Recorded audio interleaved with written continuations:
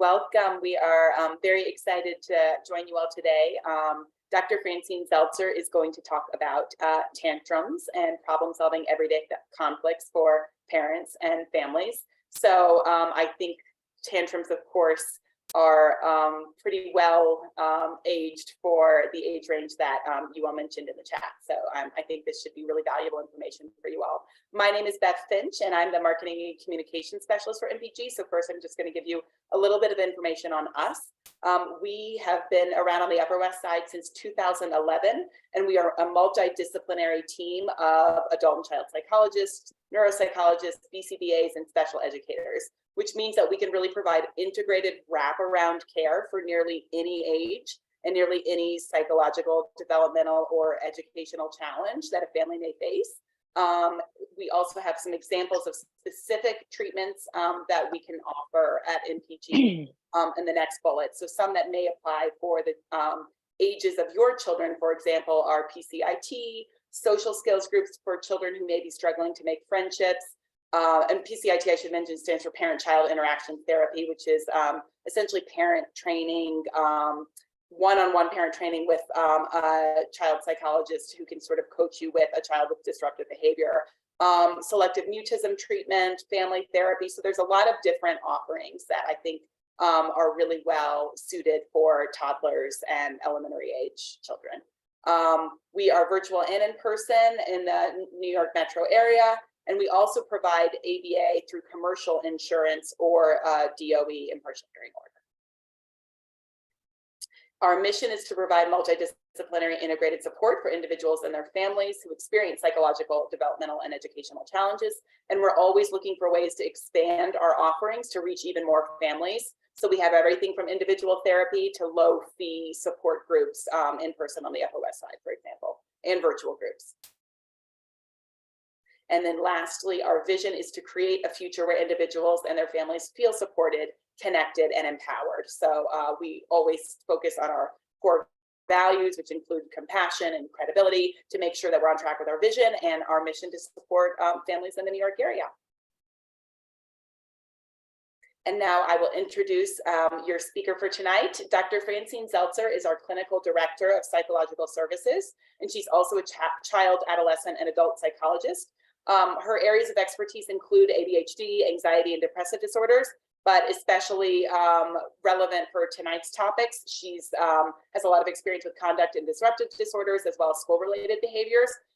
She also has sleep and potty training consultations that she offers, and she's a parent herself of 2 young boys. So she's very familiar with all of the challenges that you all have seen, both professionally and personally. So she's really well suited to speak to this tonight. And she'll have a Q&A after her presentation. So please feel free to ask her any questions that may be relevant. And then, of course, if we can't get to all of your questions, because we will keep this at 60 minutes, you can always reach out to us at the practice. So I will now turn it over to Dr. Zeltzer to talk about taming tantrums. Thank you so much, Beth, and thank you all for coming here tonight. I'm going to go through the PowerPoints, but I would love for this to be as interactive as possible.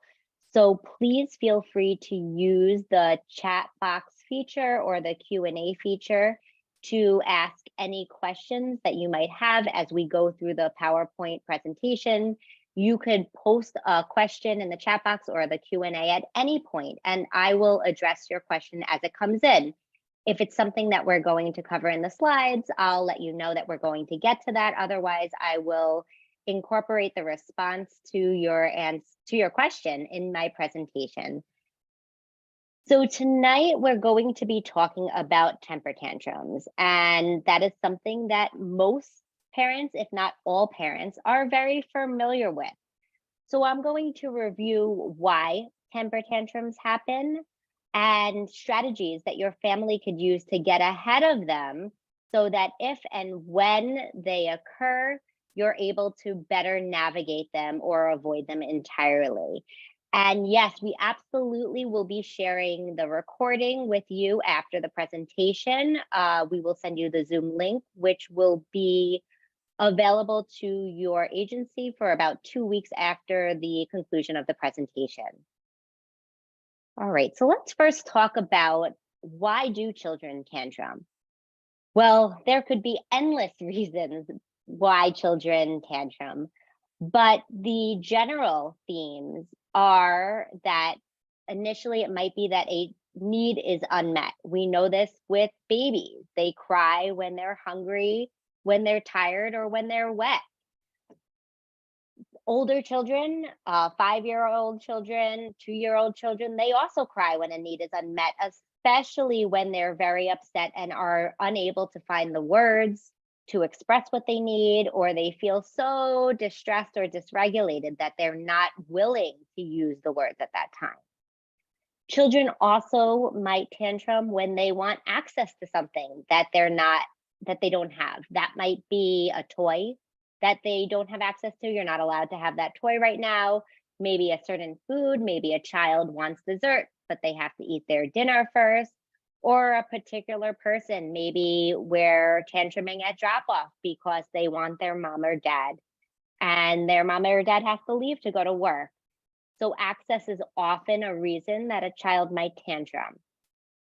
With younger children especially, they may tantrum because they just don't have the emotional vocabulary that they need to appropriately express themselves when they're experiencing that negative affect. They might lack the language skills, their language might be emerging, and they just don't know what to say at that point in time to express their needs in an appropriate manner. So what they do is they cry. And crying or tantruming is a form of expression, especially for younger children. And also children, especially in the toddler stage, they often tantrum because they want their independence. They want to exert their will and they want to do something their way. And if they're told to do it in a different way than they want to, or if they're not getting the support that they're hoping for, their solution is to cry, because often when they do cry, they get the support that they're looking for, or they're able to access or gain that independence. So in general, those are the reasons why children tend to tantrum. And one of the ones that's kind of embedded throughout here is attention. So often children, excuse me, often children may cry because they're seeking the attention of another person, whether it be a daycare provider or a parent or a sibling. They might be crying because they want that person to attend to them and to give them some attention. And sometimes tantrums gain a lot of attention, especially from adults. And children very quickly learn, especially if their tantrums gain access to what they want, that the more I cry, the more likely I will get my desired outcome. Anyone have questions about why children tantrum? All right. I apologize, I'm getting over a cold. So when it comes to meltdowns, the best way to deal with a meltdown is to avoid it entirely. And the way to do that is to be very, very proactive. So you might have heard before the saying, pick and choose your battles. This refers to the act of avoiding power struggles with children. So let's say, for example, you have been out with your child for a very long day. Your child normally goes to sleep around 7 p.m. and you're just getting home around 8 p.m. and you know that your child is overtired. And normally the routine is that your child has to brush their teeth first and then put on their pajamas. And today your child is saying, I want to put my pajamas on first. At that point, you have a decision to make. Do I want to hold my ground and stick to the routine, knowing that my child is overtired, it is past their bedtime, and if I stick to the routine, it's going to provoke a meltdown? Or do I want to say, okay, I'm going to be more flexible today, considering all of these variables, and I am going to decide to not fight this battle, and I will let my child break the routine and put on their pajamas before they brush their teeth, or possibly even forfeit brushing their teeth given the circumstance. That's a decision that a parent makes, when they're avoiding a power struggle. So you're proactively deciding, yes, I am going to fight this fight, or no, I am not going to fight this fight. And it's really important that you go into parenting with a plan, because if you are deciding to stick with your guns and hold the child accountable, then you have to follow through on that plan. So if you don't think that you're capable of following through on a routine or following through on a command, then you would be better off deciding not to give that command at all from the beginning, because at least you're giving your child a clear message. Does anyone have questions about power struggles? The next way to avoid a meltdown is to provide your child with choices. Choices or options give your child the sense that they have some control over their environment. Now, it could simply be a question like, do you want to brush your teeth before you put on your pajamas or after you put on your pajamas? You're still holding your child accountable for brushing their teeth. You're just giving them a choice of when they brush their teeth. And it's really important that when we speak to our children, that we use can-do language and avoid giving them a choice if there really is no option in a particular situation. So for example, you want to avoid saying things like, do you want to brush your teeth? Because the child is going to brush their teeth. That's something that you are going to require of them. So you can give them the choice, do you want to brush your teeth now or after you put on your pajamas? But you're not saying, do you want to brush your teeth? Or you are not saying, you're going to brush your teeth, okay? Because by saying okay, you're giving them the option to say no, when no in that particular situation is not an option for them. So some examples of can-do language would include, let's go brush your teeth, or the option of, do you want to brush your teeth now or later? Or we're going to say, we are going to brush your teeth after we put on our pajamas, where we're being very directive and clear with our child while still allowing them to have some control. So you might say, we are going to brush our teeth. Then would you like to read this book or this book, where you're still giving them a choice so that they could control their environment. The last way to get ahead of a meltdown is for you as the adult or the parent to control the environment.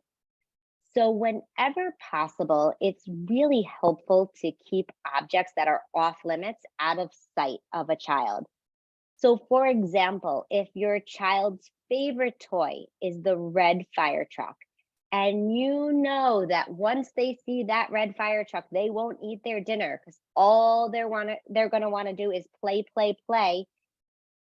It would be best for you, before you go and pick them up from daycare, or before you take them out of their crib from their nap, to maybe put the red fire truck under your bed or put it away in the toy closet so that it's not in plain sight. That way, when your child says, red fire truck, you could say, yes, we can play with the red fire truck, but we need to eat first, then play. So you're telling your child what they have to do before they gain access, and that red fire truck is not sitting there and staring at them, making it more difficult for you and for them to do what you have to do.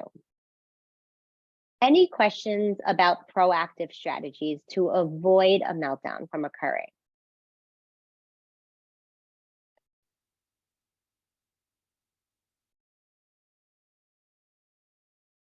Okay. So now we're going to talk a little bit about what happens when a meltdown occurs, because sometimes even using every single proactive strategy, a meltdown still might be unavoidable.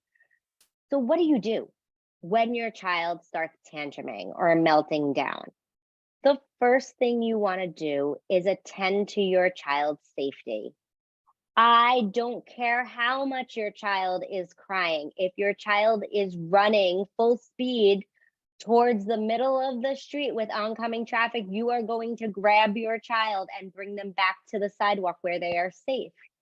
So the first thing you want to do is ensure your child's safety and the safety of others. So if your child is melting down and they're flailing their arms and they're really upset, and there are a number of other kids sitting around them, perhaps your child is on a couch with other kids, or if they're in school, if they're with other students on the carpet, you want to ensure everyone's safety. At that moment in time, it might not be the wisest decision to move the child who is having the meltdown. So you might say to the other kids, all right, guys, it seems like so-and-so is feeling really upset. Let's give them a little space. Can you guys come over here and do this instead? So you're moving the other children to safety, which then also ensures the safety of the child who's having a meltdown, because now there's not other children or other things in the way. So you want to make sure that the child is in a safe location, and you want to keep them in that safe location until they're able to calm down. So you're staying with the child, you're ensuring their safety, you're giving reassuring statements until they are back to a state of regulation. The next thing to do when a child is melting down is for parents to maintain a neutral stance. What that means is that when your child is tantruming, and maybe you're in a public place, maybe you're at home, what often happens is that parents start to feel really stressed. And when parents start to feel stressed, usually their emotions get heightened and they might get really anxious or nervous, or sometimes they might get frustrated. And the child is able to see their parents getting upset or dysregulated. And the child often feeds off of their parents' emotions. So sometimes a really good strategy to do is to model a coping or a calming strategy for your child. You might say, oh, I see you're getting really upset and it's making me really upset seeing you upset. So I'm going to take a deep breath right now because I want to keep myself calm so I don't get upset too. And then you might model for the child, all right, I'm going to smell the roses and blow out the candles. And then you take that deep breath, you go, and then you might say to the child, that really helped. Why don't you try to do it with me? And then you might do some deep breathing with them. So I have a question. The question is, what if a tantrum lasts a really, really long time, like 40 minutes? What happens if they refuse to cooperate? So the answer to that is, it depends, right? So it depends on where the child is when they're having the tantrum, what is going on at that point in time when the tantrum is occurring, who is around, how are people responding to the tantrum, and what is the cause of the tantrum. So usually if a tantrum is going on for an extended period of time, either there is something more going on with the child. So like maybe the child's overtired, maybe the child's tantruming about somebody not sharing a toy, but an underlying issue is that they're really, really hungry. So while they're upset about the toy, they're really tantruming because I'm upset about the toy and my stomach is grumbling. Or perhaps the child's getting a lot of attention for the tantrum behavior, which is then feeding into the tantrum and having the tantrum go on. Because often, if there is no underlying issue or need that is unmet and the child is tantruming because they are upset that something didn't go their way, and we remove reinforcing factors, usually the child will, with support or with an appropriate coping skill, be able to regulate and at least calm down so that you're able to support them. It doesn't necessarily mean that the child's not going to be upset, but they will not continue in that tantrum for too long. So you want to ask yourselves the W questions. What happened before the tantrum? Why is my child tantruming? Who is around us? Where are we? And then let those answers to those questions inform what you're going to do. If you're home and in a safe place and you think that maybe your child's getting a lot of attention from you, which is why the tantrum is going on, maybe you want to walk into another room and say, it seems like you're really upset.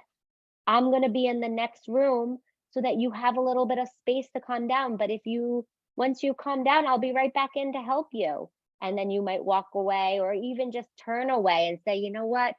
I'm going to work on cleaning up the shelf, or I'm going to work on cleaning these dishes. And when I hear that you're able to calm down and when you stop screaming and kicking, I'm going to come over and talk to you and we're going to work through this together. So you're letting your child know that you're there to support them, but that they have to be calm enough to get that support from you. Does that kind of help answer your question? I'll wait for a response. Oops. 1 second. Oh, okay. Okay, and the last part of this is also to make sure that you stay strong.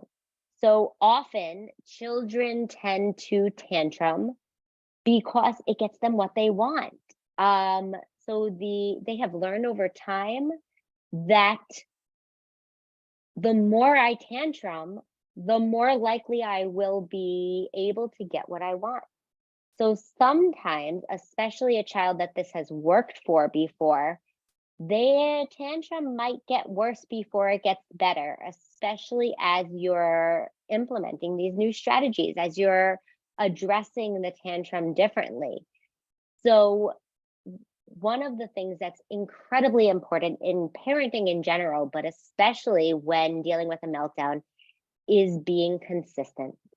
If you said no, you cannot have that candy, then the answer has to be no, no matter how much the child cries or how difficult it might be for you as a parent to cope with the tantrum or handle the tantrum. If you made that decision to say no, you cannot have that candy, then you have to stay strong in your decision. Because if the child gets the candy as a result of the tantrum, they are learning that if I tantrum, I can get what I want. So if I cry harder, I will get the candy.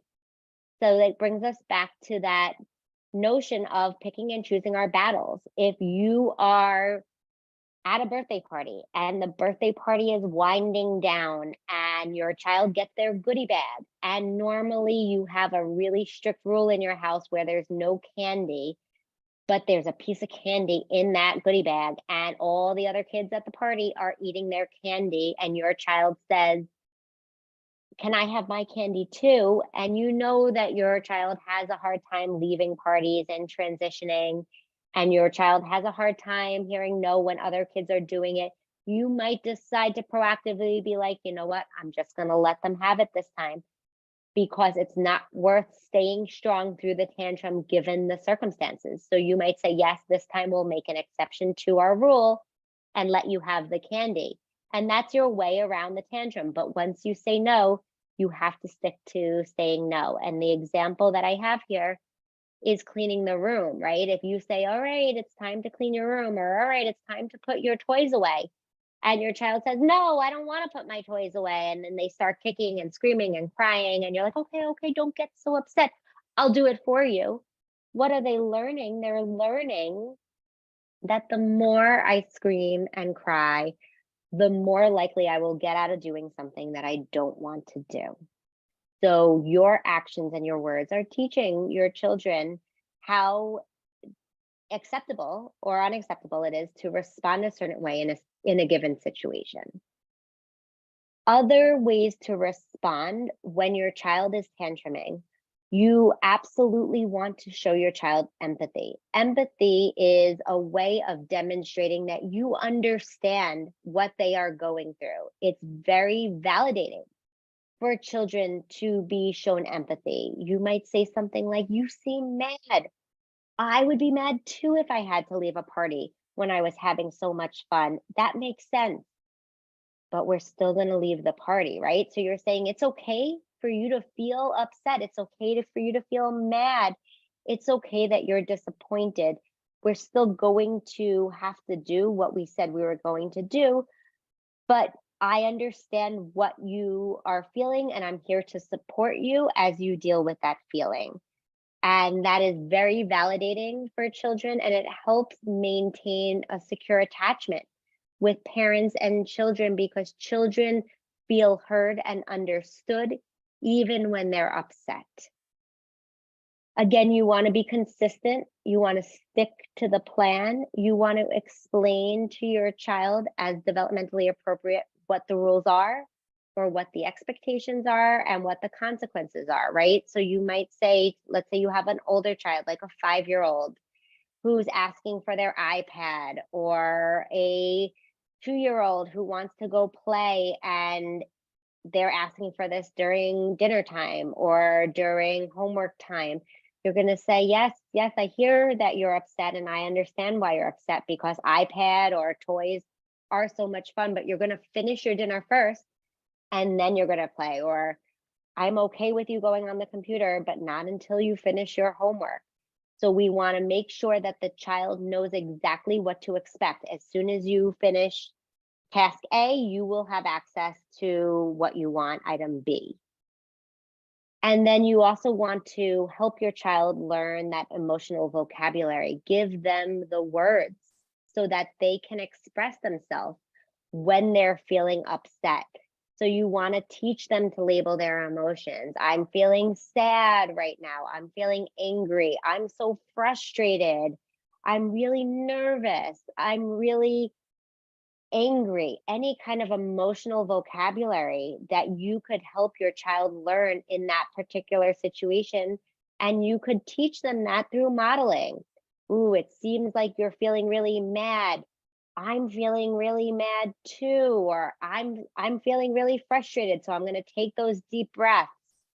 And that way they have the words that they're looking for to replace the tears or the crying with verbal language. And they're also, you could also give them some options, right? You could say, oh, you're looking really upset. Are you feeling sad or are you feeling mad? And you might give them those options so that they're able to better tell you what's going on. Okay, emotional vocabulary, an additional resource for parents using emotion wheels. Absolutely, there are so many different tools to teach emotional vocabulary. So a lot of that pertains to just the things that you're actually doing in your daily life. You don't have to go out and purchase additional resources. The books you have in your home are great resources to use. And while you're reading to your child, say to your child, how do you think this character feels? Why do you think they feel that way? And then you might point to the character in the book. Maybe you're reading a Daniel Tiger book and you might say, oh, let's look at Daniel here. How does Daniel look? How do we think he's feeling? And you might say, oh, look, he has a really big smile and his cheeks are all lit up and he's playing with his friends. How do we think he might feel? And your child may be like, oh, I think he feels happy. You're like, yes, he's definitely happy. And then you might turn to the next page when somebody's not sharing the toy with Daniel the tiger and his frown is on and his eyebrows are pointed down and there's a tear rolling down his cheek. You might say, oh, doesn't look like Daniel's feeling happy here. Let's look at that. He has a frown and somebody's not sharing. How might he feel in this book? And they might say, oh, he's feeling really sad. So labeling the behaviors and the feelings of the characters in the books, even if they're watching TV, you could do it with the TV shows. How do you think that character feels? Siblings, when they're feeling all different emotions, and we're not only labeling negative emotions, we want to label all of our emotions. We want to label, oh my goodness, you're jumping up and down. It looks like you're feeling really excited right now, or really happy, or I'm feeling awesome, or I'm feeling really tired, or I'm sad, or I'm angry. And what's the difference between, angry and furious, right? We could teach them this emotional vocabulary so that they're better able to express themselves. So I would, while there are different games, there's like emotional bingo, and you could use different cards and different resources, I would say to resort to all the resources that are readily available in your daily life and just using those to ask your child those questions. How do you think this person or this character may feel? And then guiding them through that. Any other questions about what you should do when a child is tantruming or melting down? All right, now we're going to talk about what not to do. So these are the things that you want to avoid doing when your child is having a meltdown. And sometimes these are our default things that we go to as parents, not because we want to make our child feel bad, but just because we don't know how to respond in that moment.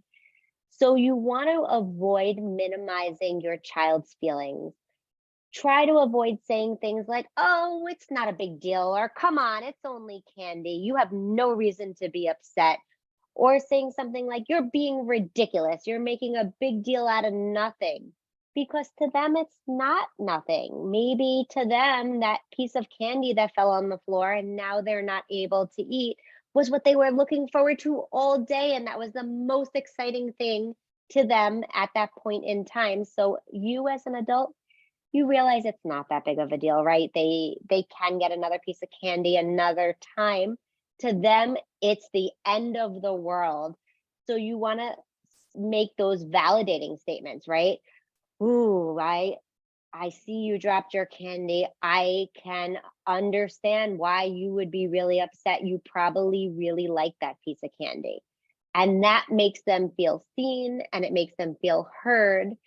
So it's recognizing their emotions, recognizing what happened without minimizing their feelings.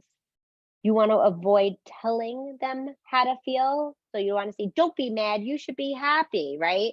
You don't want to say like, don't be mad that that candy fell. You should be happy, you already finished half of it.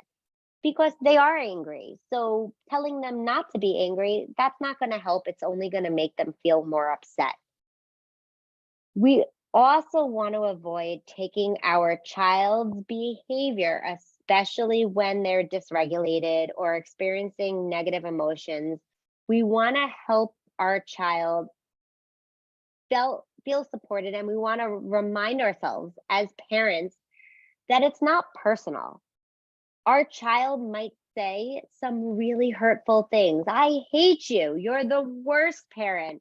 I wish I was in another family. I mean, children say the most ridiculous things when they're upset.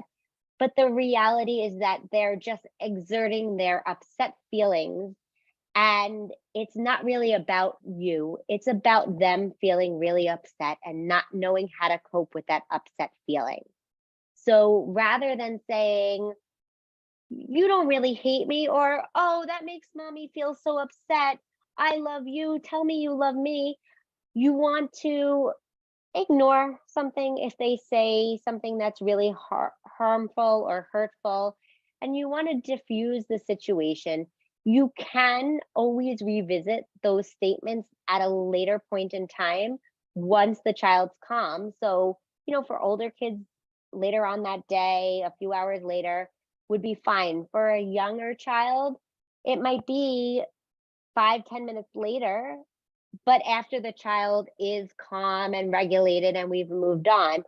So you're better off using a strategy like distract and redirect, where a child is melting down and saying, I hate you, I can't stand you, you're the worst ever. And you might say, oh, you know what makes me feel really good when I'm feeling sad? Makes me feel really good when I sing a special song. And you might start singing You Are My Sunshine. Yes, the song You Are My Sunshine has nothing to do with what's going on in that moment in time, but it is a good way to distract your child and derail them from this negative spiral that they're in. You're not addressing those statements that they're making, and you're lending them a strategy. Singing might help calm me down. So you're redirecting their attention to something more positive. And then the last thing that I want to to encourage you to avoid is either lying to your child or using sarcasm. Sarcasm falls in the same category as minimizing your child's feelings. Children, especially younger children, don't really understand sarcasm, and older children don't appreciate sarcasm when they are really upset. So saying something like, it's not the end of the world, is not going to be helpful at that point in time. And lastly, to avoid being dishonest or lying to your child, because even though it might help deal with the meltdown or tantrum in that particular moment, later on, the outcome is going to be even more negative, because either your child is going to find out that whatever you said is not true, and then they'll feel confused or hurt, or eventually they will realize that you're not being truthful or forthcoming, and they won't trust your word. So instead of saying something like the iPad is broken, when it's time to turn the iPad off, you want to say, the iPad time is up, we're going to have to put the iPad away, or I am going to turn the iPad off now. So you want to make sure that your child knows the iPad is being turned off, not that the iPad is broken, because it wouldn't really make sense that the broken iPad comes back to life the next day every single time. Same thing with saying that a store is closed or that they're all sold out. It's okay to say no to your child. You want to be able to set a limit, hold yourself accountable, and take responsibility in an open and an honest manner. Any questions about things that you don't want to do when your child is having a meltdown?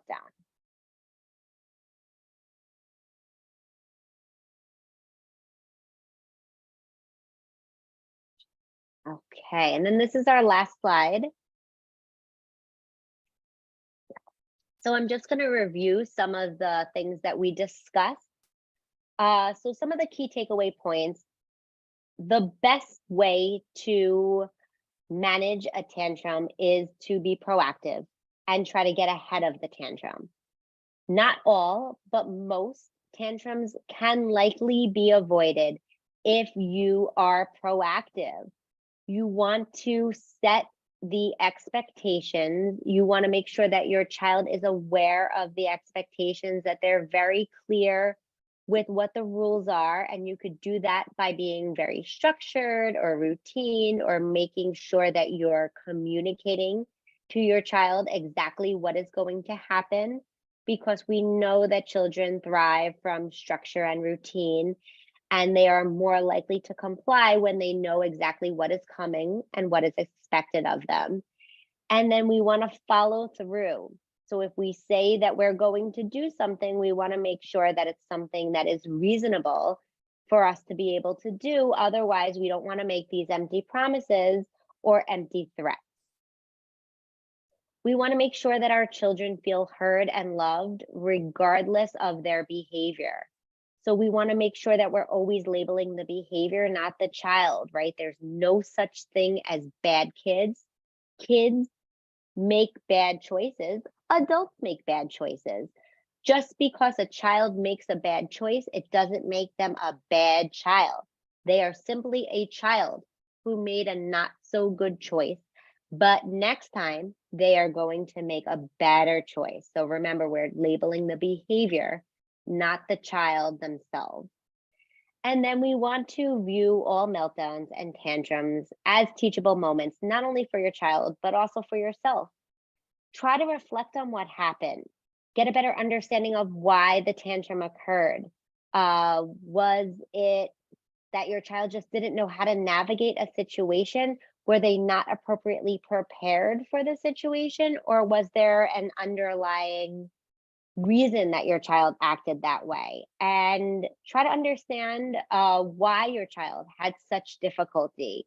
What skills or tools were they lacking? Or what strategies could you have used to better prepare them or better help them navigate them? And then you want to teach them how. You want to give them the coping strategies or coping skills and the language so that they're better able to handle a situation the next time. Because unfortunately, it probably won't be the last time a piece of candy falls on the floor, or that somebody is not willing to share a toy, or that they have to stop doing something that they really enjoy doing, like leaving a party or saying goodbye at the end of the play date. So using past experience to inform our future experiences is a really good way to reflect on, how did this go? What contributed to this situation? How did my child handle it? How did I handle it? And how do I want to handle it next time? What am I proud of that my child did? What am I proud of myself? And what do I want to tweak or change so that it goes better the next time around? And last but definitely not least, you want to catch your children being good.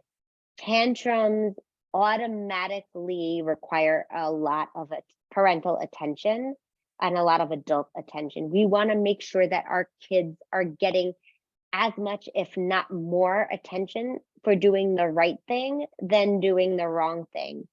And as people, as parents, we're often automatically wired to tend to or attend to behaviors that are undesirable, right? You'll be like, stop running, or stop hitting, or keep eating. You're automatically noticing the things that your child is not doing that you want them to do, or that they are doing that you want them to stop doing.